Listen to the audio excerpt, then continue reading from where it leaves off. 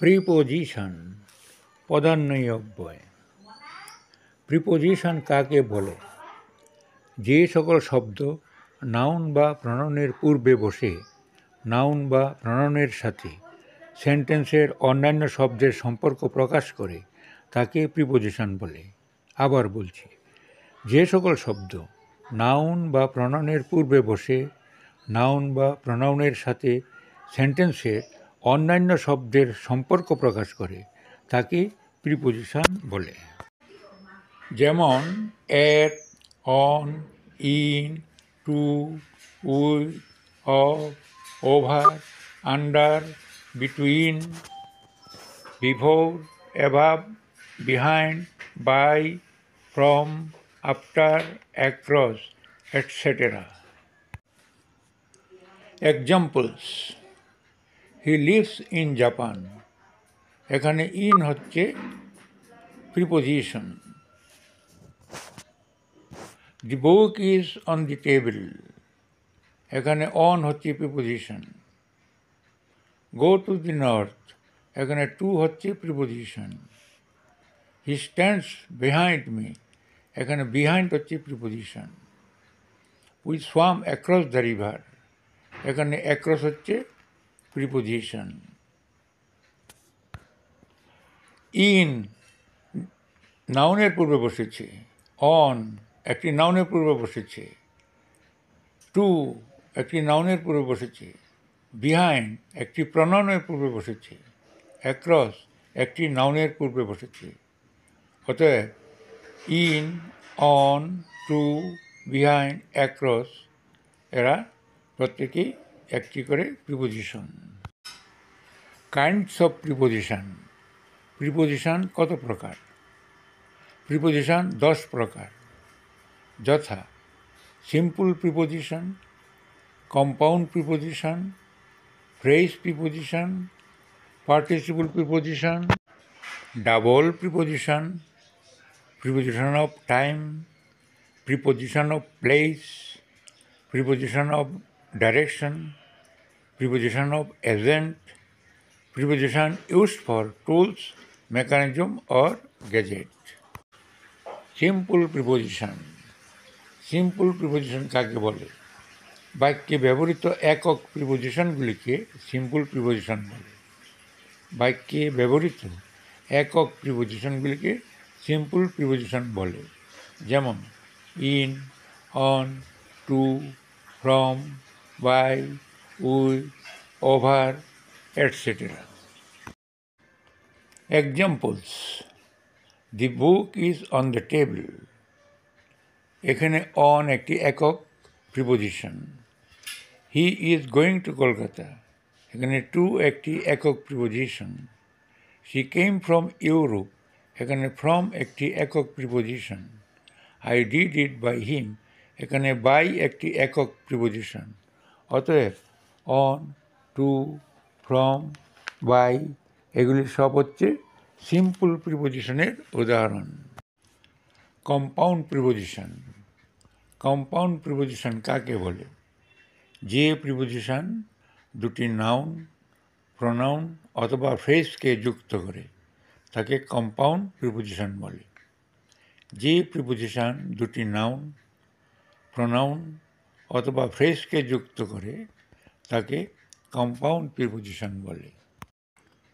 যেমন between, before, about, along, above, around, across, etcetera. Examples: he stood between the poles. এখানে between একটি pronoun ও একটি নাউনকে যুক্ত করেছে। He travelled around the country. এখানে অ্যারাউন্ড একটি প্রোনাউন ও একটি নাউনকে যুক্ত করেছে। I want to know about this matter. এখানে অ্যাবাউট একটি প্রোনাউন ও একটি নাউনকে যুক্ত করেছে। She went there with her friend. এখানে উইথ একটি প্রোনাউন, দুটি প্রোনাউনকে যুক্ত করেছে। অতএব বিটুইন, অ্যারাউন্ড, অ্যাবাউট, উইথ এগুলি হচ্ছে কম্পাউন্ড প্রিপোজিশনের উদাহরণ। Phrase preposition. ফ্রেজ প্রিপোজিশন কাকে বলে? যে ফ্রেজ বা দলবদ্ধ শব্দ প্রিপোজিশন হিসাবে ব্যবহৃত হয় তাকে ফ্রেজ প্রিপোজিশন বলে। যে ফ্রেজ বা দলবদ্ধ শব্দ প্রিপোজিশন হিসাবে ব্যবহৃত হয় তাকে ফ্রেজ প্রিপোজিশন বলে।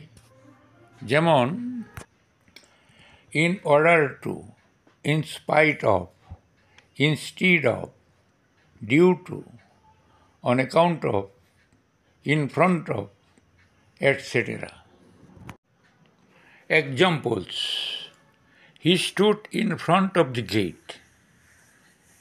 এখানে ইন ফ্রন্ট অফ ফ্রেজটি একটি প্রিপোজিশনের কাজ করছে। He is absent due to his illness. এখানে ডিউ টু ফ্রেজটি একটি প্রিপোজিশনের কাজ করছে। I went there in order to meet her. এখানে ইন অর্ডার টু ফ্রেজটি একটি প্রিপোজিশনের কাজ করছে। হি helps the poor in spite of his poverty. এখানে ইনস্পাইট অফ ফ্রেজটি একটি প্রিপোজিশনের কাজ করছে।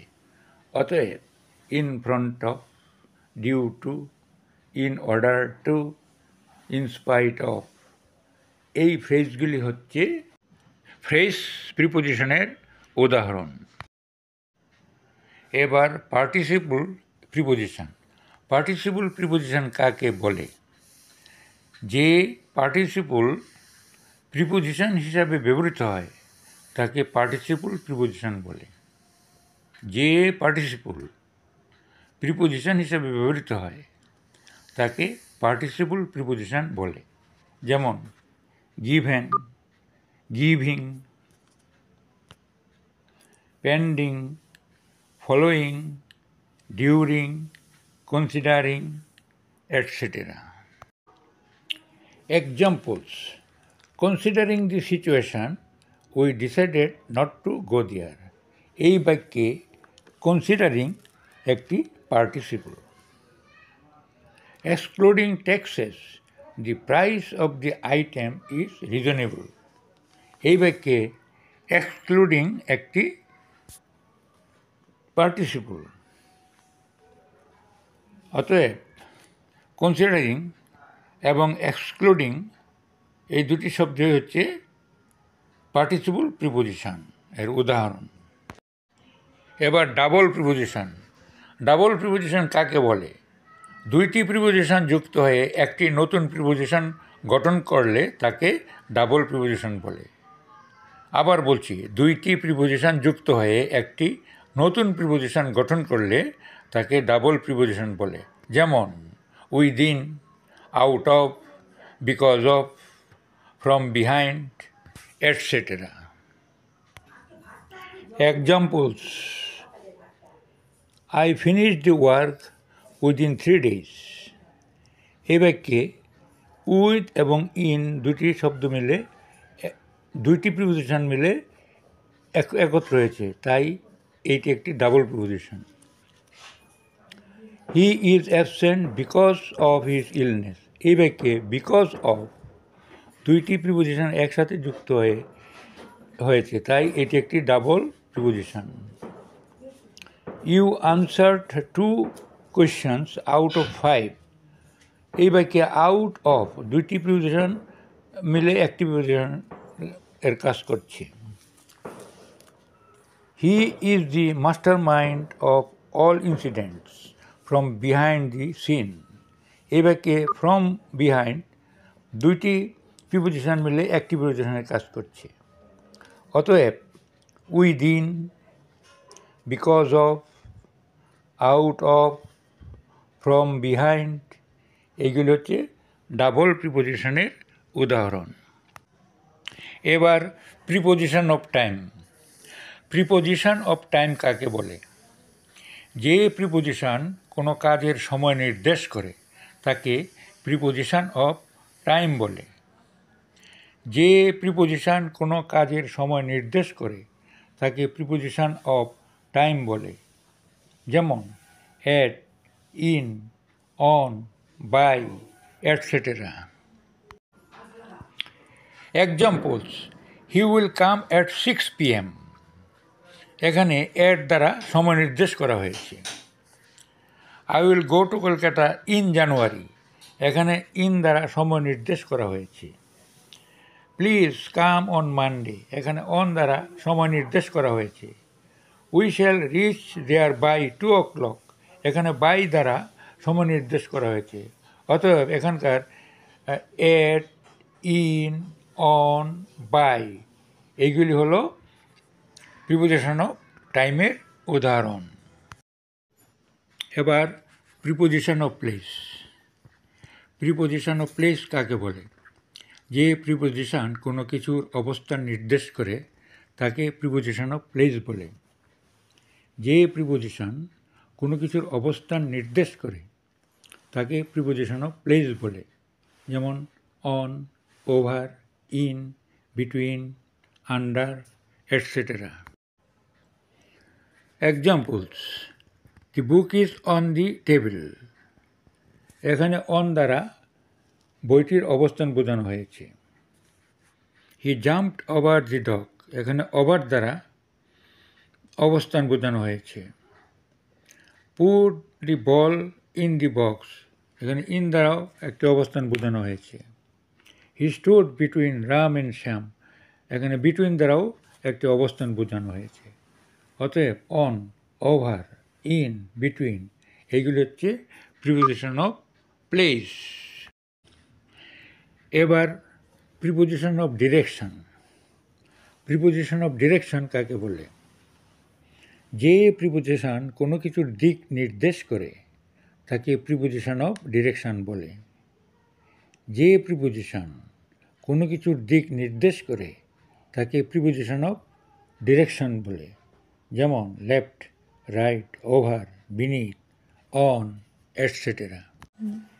Examples: he stood on the right side of the building.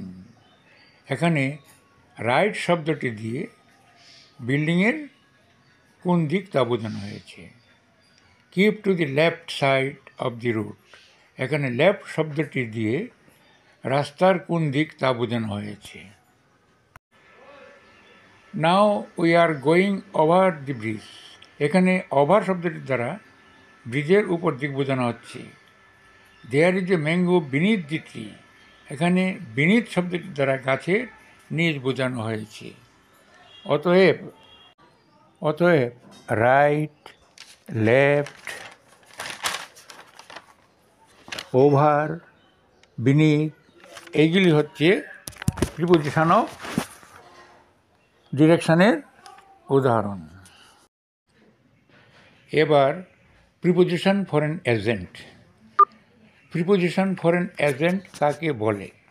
যে প্রিপোজিশন কোনো কাজ এবং কাজ সম্পাদনকারীর মধ্যে সম্পর্ক নির্দেশ করে তাকে প্রিপোজিশন ফর অ্যান এজেন্ট বলে। যে প্রিপোজিশন কোনো কাজ এবং কাজ সম্পাদনকারীর মধ্যে সম্পর্ক নির্দেশ করে তাকে প্রিপোজিশন ফর অ্যান এজেন্ট বলে।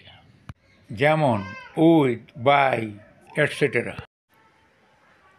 Examples: I shall go there with you. এখানে উইথ প্রিপোজিশনটি কাজ এবং কাজ সম্পাদনকারীর মধ্যে সম্পর্ক নির্ণয় করেছে। This book is written by Rabindranath Thakur. এখানে বাই প্রিপোজিশনটি কাজ এবং কার্য সম্পাদনকারীর মধ্যে সম্পর্ক নির্ণয় করেছে। অতএব উইথ এবং বাই এই দুটি হল প্রিপোজিশন ফর অ্যান এজেন্টের উদাহরণ। Preposition used for tools, mechanism or gadget. Preposition used for tools, mechanism or gadget কাকে বললেন? যে প্রিপোজিশন বাক্যে অবস্থিত যন্ত্র, বাদ্যযন্ত্র ইত্যাদিকে বাক্যের অন্যান্য শব্দের সাথে যুক্ত করে তাকে preposition used for tools, mechanism or gadget বলে। যে প্রিপোজিশন বাক্যে অবস্থিত যন্ত্র, বাদ্যযন্ত্র ইত্যাদিকে বাক্যের অন্যান্য শব্দের সাথে যুক্ত করে তাকে preposition used for tools, mechanism or gadget বলে। যেমন by, with the help of, etcetera. Examples: he likes to go long drives by car. এখানে কারের সাথে বাই দ্বারা অন্যান্য শব্দগুলি যুক্ত আছে। He lifted the wheel with the help of a lever, এখানে with the help of a lever preposition দ্বারা বাক্যের অন্যান্য শব্দ যুক্ত আছে। অতএব বাই এবং উইথ দি হেল্প অফ এই দুটি হল preposition used for tools, mechanism or gadget. আজকের মতো এখানেই শেষ করছি। Thanks for watching the video.